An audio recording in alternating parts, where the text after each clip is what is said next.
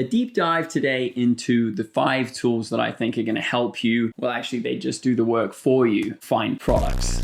Does that sound good? Yeah, maybe. Sounds good to me. Let's go.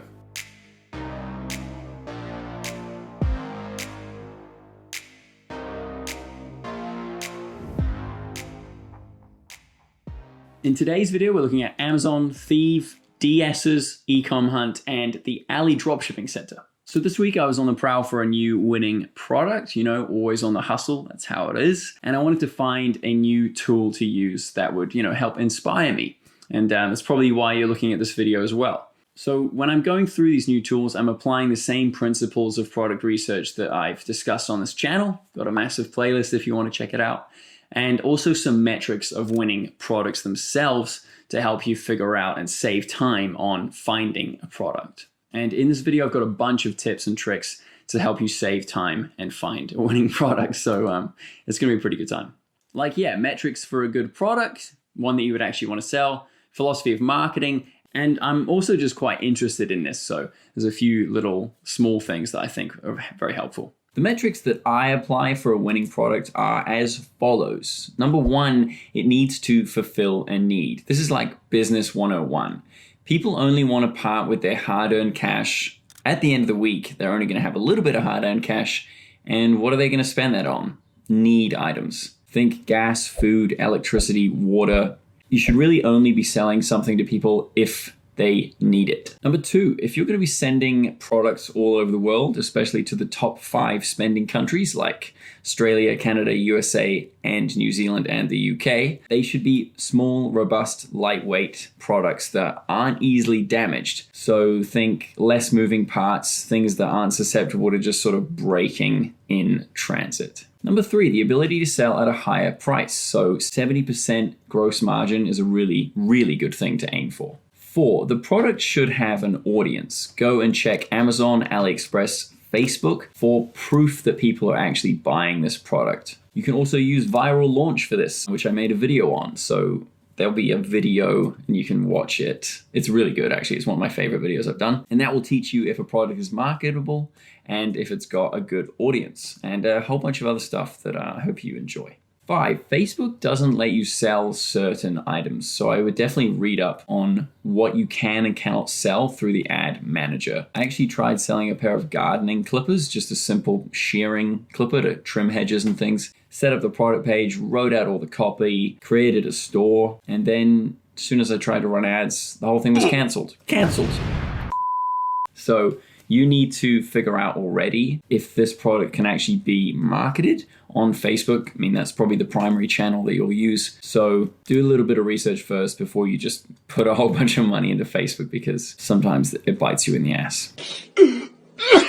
Number 6, is this scalable? Is there scope for add-ons or accessories? Is this a one-time purchase, or can this be a subscription model for your business? Questions to ask yourself are like, is this a historical trend? Is society moving their behavior? Think like, people used to wear boots, now they wear trainers. People used to wear Macintosh jackets, now they wear puffer jackets. If you can be just a bit behind this peak in interest in society, following the trends of fashion is a good example, then you'll be in a good place for your business. It's not easy to predict these, but that's probably just general common sense, good advice. And the last one, number 7, this might be obvious, but is it marketable? Everything is to some extent, but where on the spectrum of marketability does your product lie? Is it going to sell itself, or are you going to have to put in an awful lot more work to get people interested? Anyway, so back to my story. I was hustling this week and the first tool that I used was Amazon.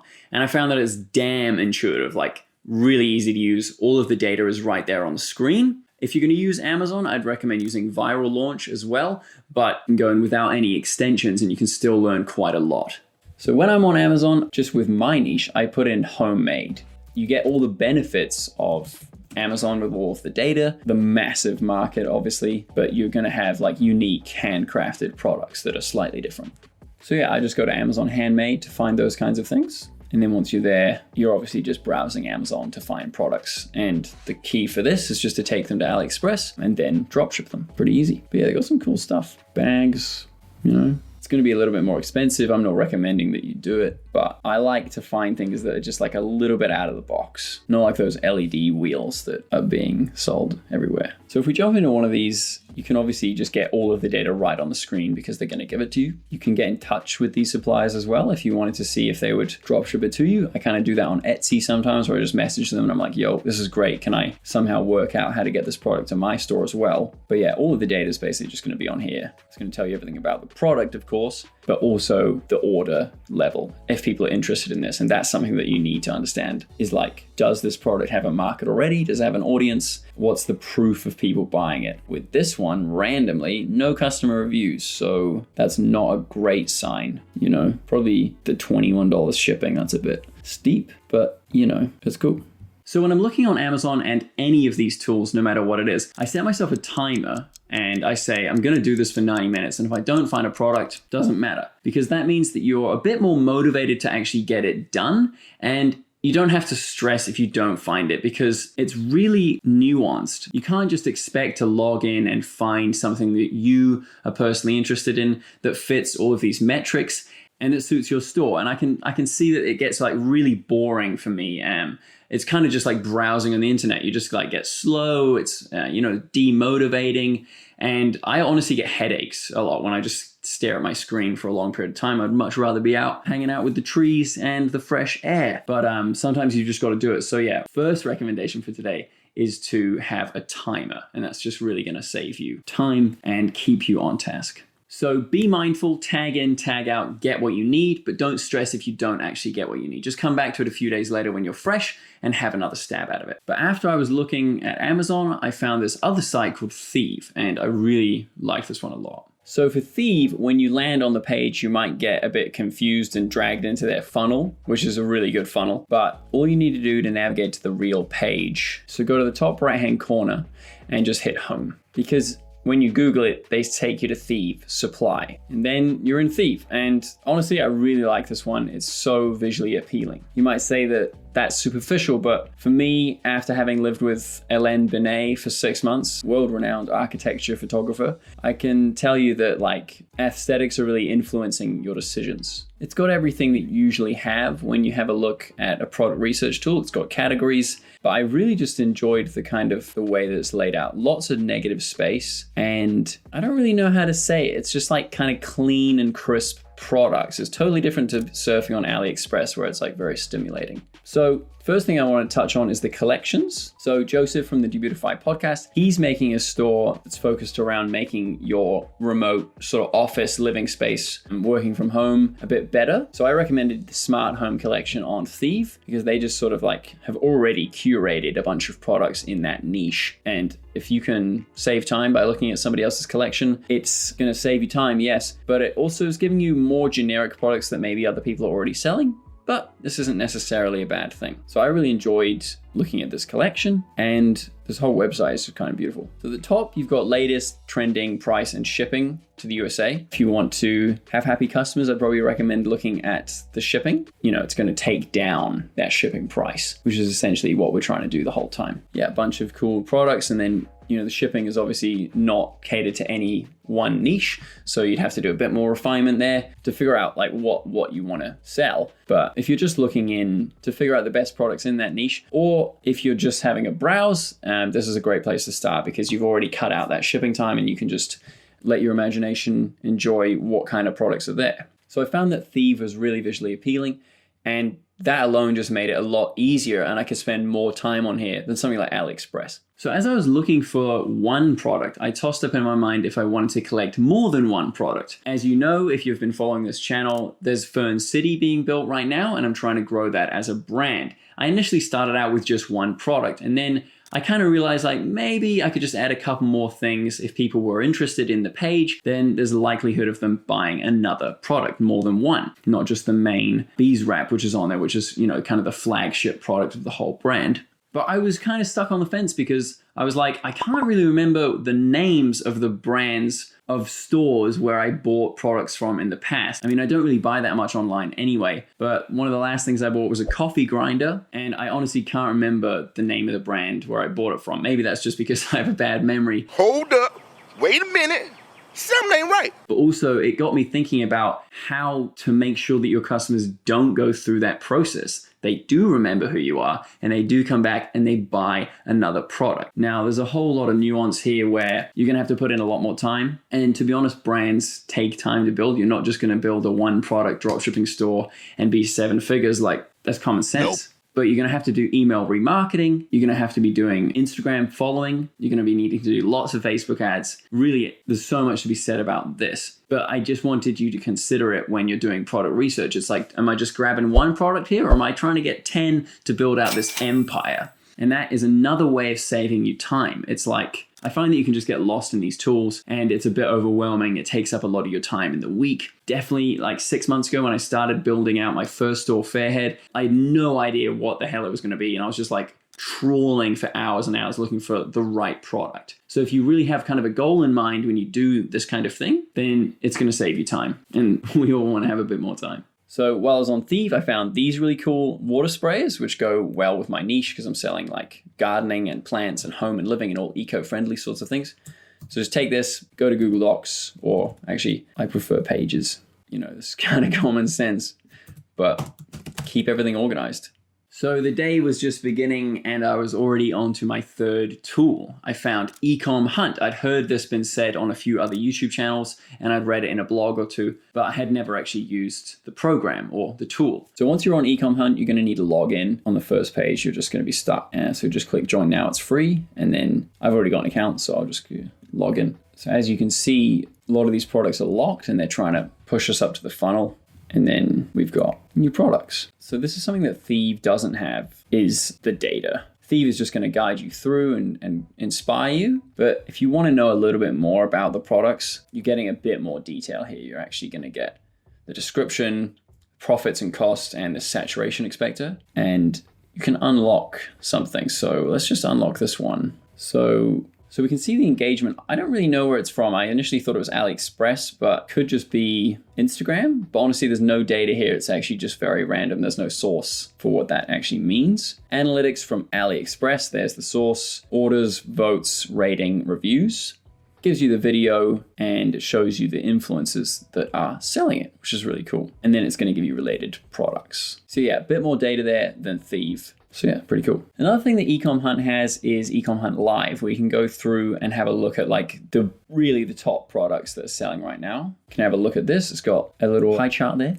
Interest over time, growth, sales trend, and even a rating, which they call the customer score. Some of these are locked. Actually, most of them are locked, but they are kind of giving you a bit of data for free. So this is really cool. Again, they do have the edge on Thieve when it comes to data. The one thing I would say is it's kind of like the stock market. It's like it's peaking now, so it might be a bit late to get in, but I wouldn't let that deter you. You could probably still sell something like this. They also have a tracker, which is useful as well. You can put in products that you want to have a look at and see if they kind of stick around. One thing that you'll find once you start dropshipping is that like suppliers on AliExpress just drop off the grid. So if you want to just like have a peek at how a product is doing, if their orders are going to increase, if they stay as a supplier, sometimes they don't, as I just said, then you can use Ecom Hunt's tool right here, which I think is pretty useful. They also have an extension to help you have a look at Facebook ads. So I would go and look at that as well if you want to use it. So I jumped on in and I found that it was a bit heavy on the eyes, a little bit more stimulating than something like Thieve.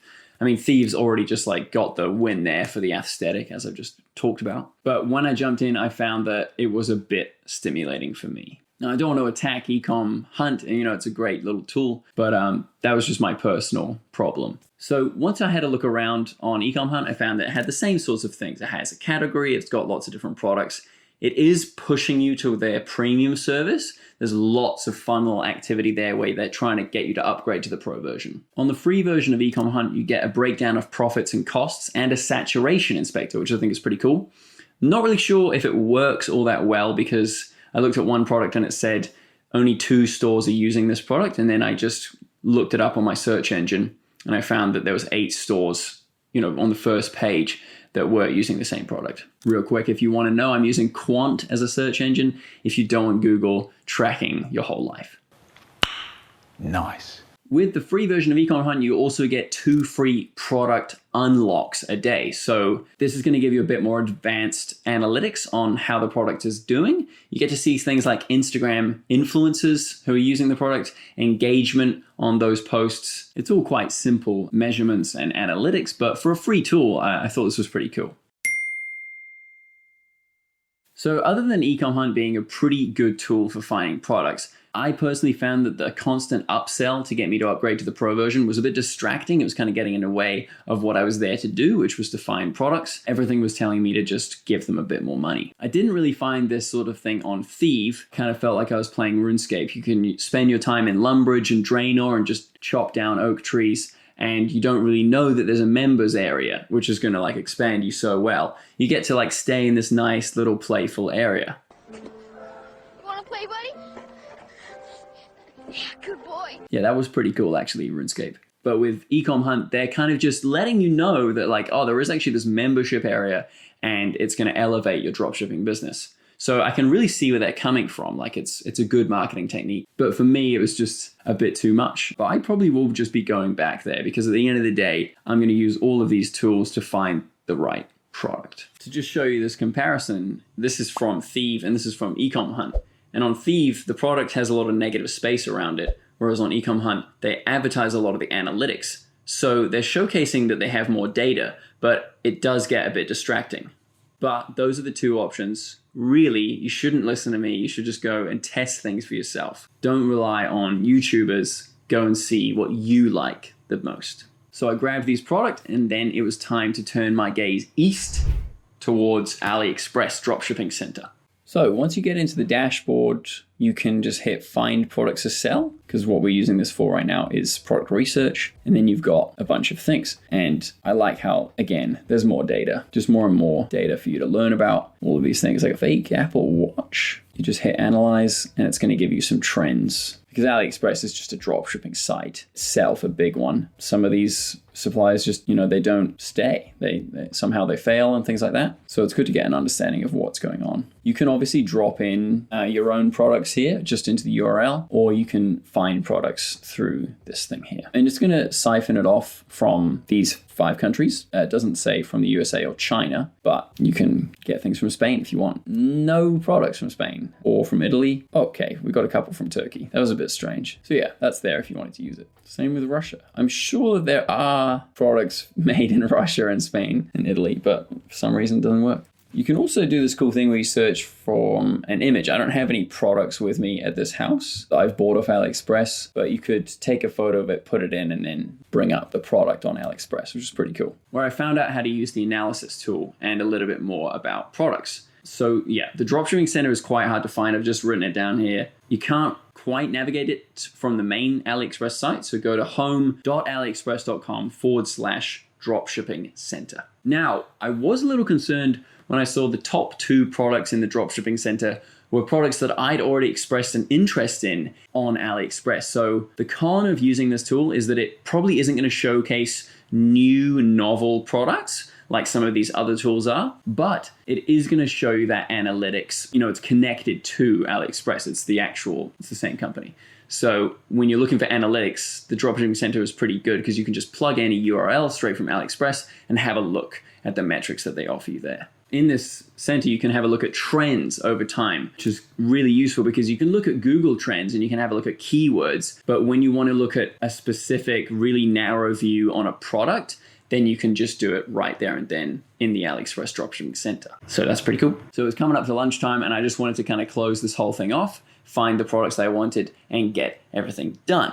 And so the last tool I looked at was Dsers. This might be weird to you because it's a fulfillment center. It's not traditionally like a product research tool. But the way I looked at it was like it's connected to so many dropshipping stores and Shopify companies, brands and things like that, that I was like, this tool knows exactly what is being sold right now. So literally just when you log right into Dsers, it shows you a bunch of products. So you can filter them down to have a look at fast shipping time, ships to the USA quickly, things like that I found were really quite useful. And there's novel products on there, so that's pretty good as well.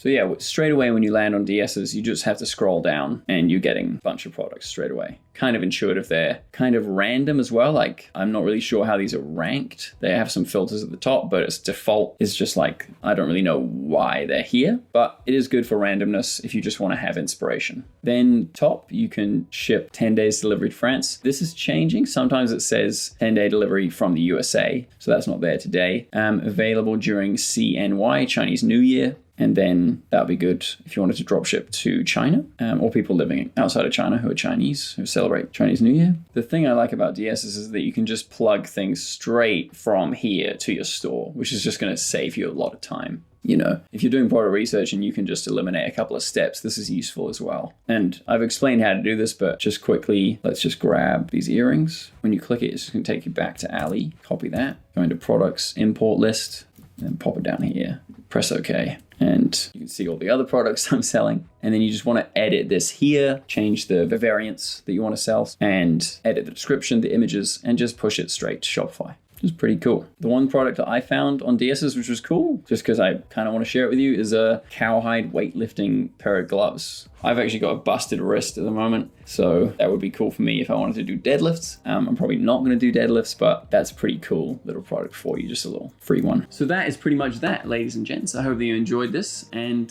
good luck with product research. Okay, take it easy.